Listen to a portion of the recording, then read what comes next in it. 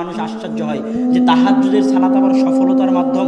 জি, তাহাজ্জুদের সালাত সফলতার মাধ্যম। দলিল আল্লাহ সুবহানাহু ওয়া তাআলা কোরআনে বলছে, ইয়া আইয়ুহাল মুযাম্মিল কুমিল লাইলা ইল্লা কালিলা নিসফাহু আও ইনকুস মিনহু কালিলা আও জিদ আলাইহি ওয়া রাত্তিলিল কুরআনা তারতিলা ইন্না সানুলকি আলাইকা কাওলান সাকিলা।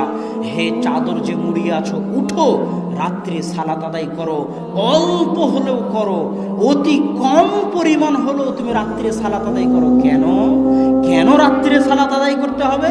ইন্না সানুলকি আলাইকা কাওলান সাকিলা, আমি অচিরেই তোমার উপর এত কঠিন, এত ভয়াবহ, এত গুরুত্বপূর্ণ দায়িত্ব দিতে যাচ্ছি, যে কঠিন গুরুত্বপূর্ণ দায়িত্ব তুমি পালন করতে পারবে না যদি না তুমি রাত্রে সালাত আদায় করো। আর এক আয়াতে আল্লাহ সুবহানাহু ওয়া তাআলা বলছে, ওয়া মিনাল লাইলি ফাতাহাজ্জাত বিহি নাফিলাতান লাক আসা আইয়াবআসাকা রাব্বুকা মাকামান মাহমুদা।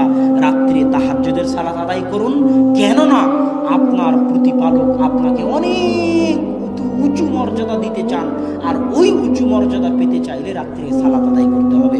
এই দুটো আয়াত দিয়ে আমি আপনাকে বলতে চাচ্ছি, কেউ যদি জীবনে খুব বেশি সফল হতে চায়, খুব বড় ব্যবসায়ী হতে চায়, খুব বড় আলেম হতে চায়, খুব বড় ডাক্তার হতে চায়, তাহলে আল্লাহ রাসূল যেমন খুব মহান নবী, মাকাম মাহমুদ, অনেক বড় কিতাব কোরআন, শেষ নবীর দায়িত্ব, সর্বশ্রেষ্ঠ নবীর দায়িত্ব, এত মহান জায়গা অর্জন করার জন্য, এত বড় দায়িত্ব অর্জন করার জন্য যেমন আল্লাহ তাআলা রাসূলকে বলেছে আপনাকে রাতের সালাত আদায় করতে হবে, না হলে এই দায়িত্ব, এই সফলতা আপনি অর্জন করতে পারবেন না।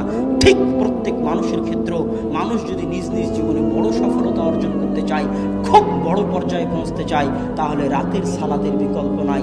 রাতের সালাত আপনাকে অনেক দূর এগিয়ে নিয়ে যাবে, আপনার ব্যক্তিগত, আপনার পারিবারিক, সামাজিক, রাষ্ট্রীয় সকল ক্ষেত্রে রাতের সালাত আপনাকে মহান সফলতা দিবে, এত কোনো সন্দেহ নাই। অতএব রাতের সালাত আদায় করতে হবে। আল্লাহ সুবহানাহু ওয়া তাআলা আমাদেরকে রাতের সালাত আদায়ের তৌফিক দান করুক। আল্লাহুম্মা আমিন।